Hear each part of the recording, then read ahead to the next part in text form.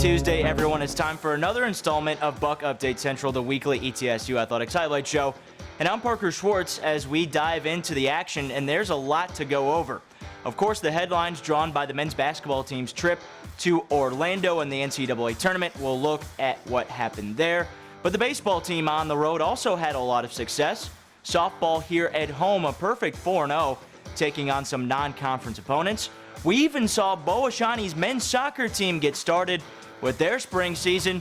Men's and women's tennis and golf, a lot of success as well. But before we get to that, let's head to look at the men's basketball team and their trip to the NCAA Tournament. Coming from a cold Johnson City day, the Bucs arrived in style to Orlando, and that style came out on the court.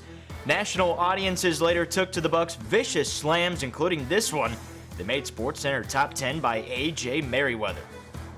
Open practice continued in full at the Amway Center. ETSU preparing for their first NCAA tournament since 2010. The Gators, the opponent, and here was Coach Forbes in the presser. And we got close last year. We lost to Chattanooga in the finals of the SoCon tournament, and we knew we had to change some things, and we have. And this team's been very consistent all year long. We've never lost 2 in a row. And that's a hard thing to do, especially when you play the schedule we played and on the road as much as we played. And so I'm very proud of their effort. As to the game, we cannot show you the official video highlights because of copyright issues, but the Bucs dropped the contest to Florida 80-65 in a competitive effort throughout. The Bucs the lead at the outset of the second half. Very solid performance most of this game, both offensively and defensively, but Florida's 6 3-pointers in the second half made the difference. Overall, SoCon Tournament MVP TJ Cromer led the way with 19 points. 11 off the bench for David Burrell, whose impact was felt deeply in the effort. Also 9 points, 9 boards for senior Tevin Glass. A lot to be proud of here. ETSU finished the campaign 27-8 under the second-year head coach Steve Forbes. Regular season and tournament conference titles, and the Bucs finished their 10th run in the NCAA Tournament. Baseball was in Oxford, Ohio, taking on their third Mid-American Conference opponent, Miami, Ohio. After dropping Game 1 4-2, the Bucs outscored the home team 16-1 to sweep a Sunday doubleheader. In Game 1 Sunday, ETSU won 2-1 behind 6 1/3 innings of no runs allowed for junior Drew Korzybski. In the following game, a 14-0 ETSU win. Offensively, a home run and 3 driven in for Hagan Owenby.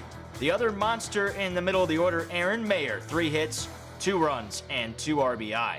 On the bump, SoCon Pitcher of the Week, Blake Smith, a complete game, one of the best we've seen in quite some time. 9 innings, 2 hits, 14 strikeouts, and just 1 walk. It was the first complete game in program history since Kerry Doan in 2013, as ETSU wins their 5th series in 6 tries. Good news as well for softball. They went 4-0 over the weekend, 2-0 versus Tennessee Tech, the same against Radford. Winning Game 1 against the Highlanders 4-3, the Bucs run-ruled them in Game 2 10-2. In that latter effort, the top 3 hitters, Makia Johnson, Nikki Grupp, and Danielle Knutza with 2 hits or more and 4 total RBI. Same type of results with the Tennessee Tech doubleheader. In the first game with the Eagles, the Bucs scored 5 runs in the third to take that game. And to finish things off, Lindsey Fadnick held the opposition to no hits to close out a 1-run victory and a save. The Bucs have Virginia Tech in the midweek. After an at-large NCAA tournament bid, the men's soccer team sure is coming off one of their most historic seasons in program history. And they started their spring schedule with one of the most daunting opponents in all of Division I soccer, the Wake Forest Demon Deacons. Let's see how they did over at Summers-Taylor Stadium. And men's soccer tied the Demon Deacons 1-1. The goal scored by SoCon All-Conference performer Fletcher Eckern. A challenging way to start the season. Exhibitions coming up against King, Carson Newman, and Virginia Tech. We'll go to men's tennis now, who had 2 wins to start conference. Those victories over Wofford and UNCG, all on the road. The Bucs stay away to take on Mercer and Chattanooga this weekend. Women's tennis has won 4 straight now. They took down Chattanooga 4-2. And a solid 7-0 win over Western Carolina to finish out the latest 2 matches. We end with track and field at the 49er Classic in Charlotte. Kyra Atkins with her first 100-meter hurdles win of the outdoor season. Senior Matt Moore also claimed a victory in the 100 meters with a time of 10.71. Senior Brett Squibbs, he's been good. Also first in the pole vault, and in the 3,000, freshman Ben O'Connor rose to a second place finish impressively. Senior Katrina Seymour set a school record in the 400-meter hurdles, a time of 1:01:11. On next week's episode, we take a look at the continuance of ETSU track and field, and Southern Conference play starts for ETSU baseball and softball, also tennis on the docket. Until next time, I've been Parker Schwartz for another edition of Buck Update Central.